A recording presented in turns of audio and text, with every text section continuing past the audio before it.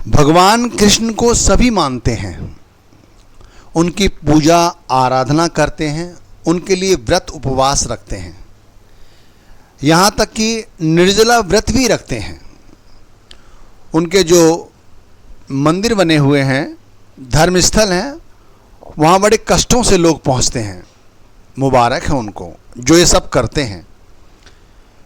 लेकिन भगवान कृष्ण को मानने के साथ साथ जो उन्होंने उपदेश दिए हैं गीता में, उनको जानना भी ज़रूरी है, उनको मानना भी ज़रूरी है। कृष्ण को मानते हो पर कृष्ण की ही नहीं मानते, यही है आज के शीर्षक का निचोड़। कृष्ण की मानो, जरूर मानो, तभी कुछ बनेगा, वरना हम हमेशा ही इसी तरह दुखी हैं, दुखी रहेंगे, क्योंकि हमारा परिचय कभी अपने आप से हुआ ही नहीं।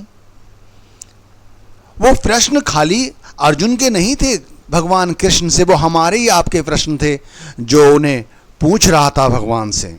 और भगवान ने प्रत्येक प्रश्न का बड़े सरल शब्दों में ये उत्तर दिया है जो आज हम समझने को तैयार नहीं हैं। हम सोचते हैं थोड़ी देर आराधना कर ली, आरती कर ली, व्रत कर लिया, उपवास कर लिया, इससे काम चल जाएगा। भाई, इससे काम नहीं चलेगा। ये बाहरी भक्ति है, आंतरिक भक्ति नहीं। बाहरी भक्ति से ही रास्ता जाता है आंतरिक भक्ति को, ये बात सत्य है।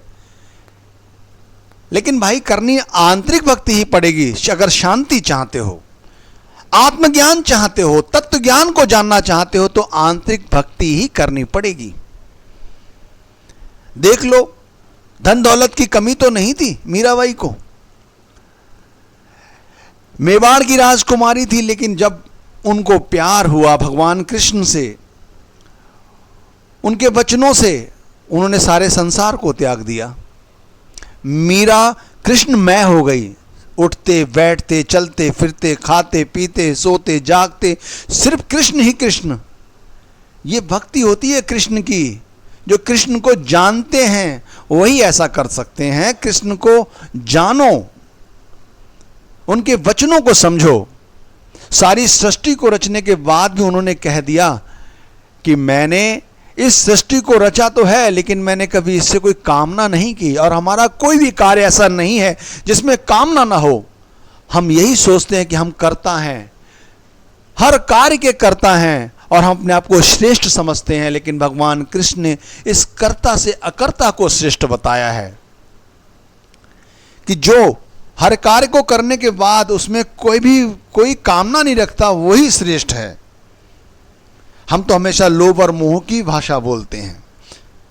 क्या भोग लें, क्या पालें, हमेशा यही सोचते रहते हैं। हमारी सुबह भी इसी सोच के साथ होती है और हमारी रात्रि भी यही सोचते सोचते हो जाती है। तो हम कब भगवान को जान पाएंगे?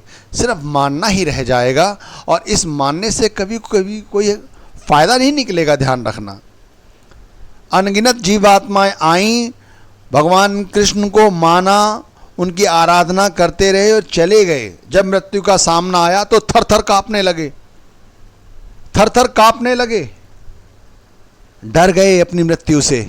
लेकिन जो कृष्णमय हो जाता है, अपने आप को उनके रंग में रंग लेता है, जब वो मृत्यु भी आती है तो उसका उसी तरह स्वागत करते हैं कि आज मेरा मिलन होगा उस गिरधर से।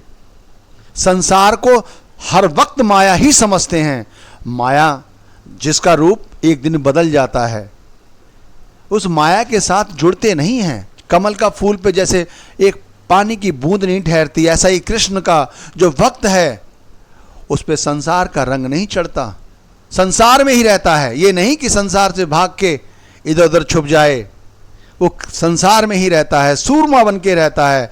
लेकिन कभी भी कामनाओं से, लोभ से, मोह से हमेशा ही विरक्त रहता है। इनका कोई रंग अपने ऊपर चढ़ने नहीं देता। कृष्ण की भक्ति बहुत ही सरल है, उसे प्रेम से पुकारो। भगवान कृष्ण ने भी कहा है कि देखो, मैं तो प्रेम से जो मुझे पुकारता है मैं उसका साथ देता हूं, मैं वहां चला जाता हूं, मुझे नहीं चाहिए सब कुछ आडंबर।